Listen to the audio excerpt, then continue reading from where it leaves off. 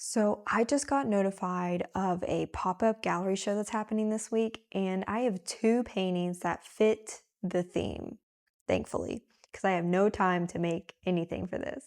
Because this is a pop-up show, they have some requirements with the backing. Usually when you enter into a gallery showing, they tell you what they accept for their hardware or framing. So the hardware that they're wanting is wiring. This is going to make it really easy for them to hang and to take off for just the one night only kind of show. Now, both of these don't have wire. One of them is a sawtooth and the other one has no hard wire attached yet. So I'm gonna go ahead and show you how I'm gonna make both of these paintings work. One that's already framed with the hardware and the other one that's totally has nothing on it, to get these wire ready and gallery ready. Welcome to my channel. So the theme is called black.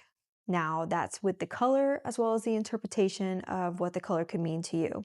It's very loose. So I have two paintings that actually fit, and one of them, which I've done back in November, September. So if you've been around, you'll know what this one looks like. This one's called The Black Dog, and I'm trying to show it without the glare because it has some glass on top. And this one I just completed, and it's called Generations. This one fits the actual color black. And here are the standard tools that you'll be needing to put in your own hardware, including those D-rings. We have our wire, our drill bits, wire cutter and tweezers, and then to crimp it, and we have our D-rings with the screws, and of course, our drill. You're typically going to want to stay in the first top section, but then go about halfway down. Now, if this doesn't have a bar for you to help with dividing it, you would do just the top third. It's going to be probably like right in here. That's going to be a pretty good marker. So I'm going to make sure that I measure from the top down to make these even all the way across. Then I'll mark them and then I'll drill a hole through it first and then go for it.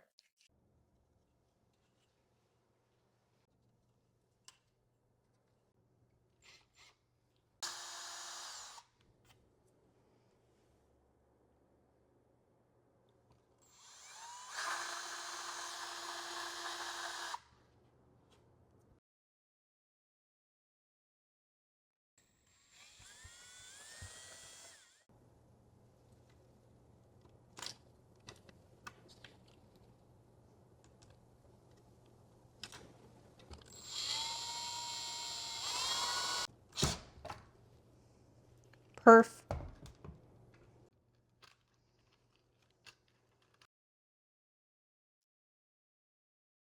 Take the wire, give it about 2 inches. Should be plenty. Boop. Just crimp it. Don't worry about twisting it yet. And most people do two hooks rather than just the one, but just in case, it doesn't matter. Just make sure the one is staying underneath. So we have here, and then add another couple inches. Yeah, that looks about right. It's better to kind of overshoot than undershoot, so keep that in mind. Nice. And we'll do that in the same direction as the other. And cool. Got the two. We're gonna wrap around the back side, just like that. Tuck this in. We're gonna go through the hole again. Okay. Gotta really pull at it. Once you're there, all the way around, you're gonna go on the opposite side where it's resting, around the wire, snake it over.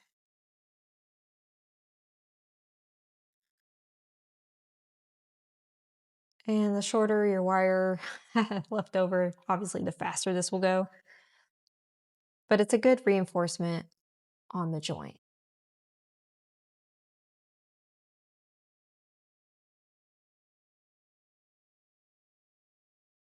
All right, I think that does it. So whether it's the one hook, it doesn't go all the way to the top so it hides, or with the two and it's got plenty to work with. Ta-da! For my black dog painting, this one already has the sawtooth hangers, which is not what they're wanting, but thankfully they have a little bit of a gap at the top, so I can just slip the wire under and then make a whole thing.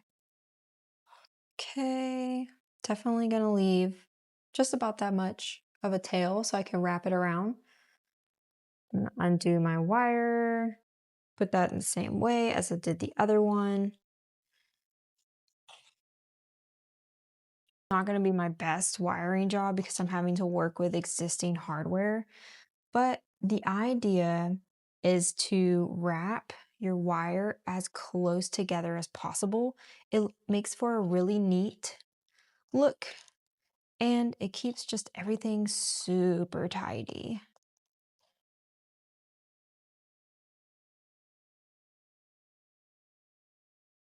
Perfect.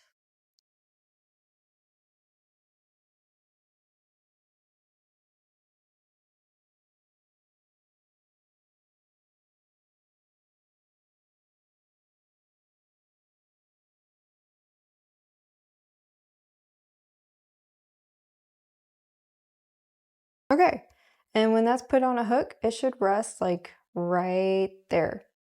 All right, those are good to go. I know this was a short video, but I have another painting that's cooking right now, so stick around and you'll definitely see some more painting coming up next. Thank you for watching.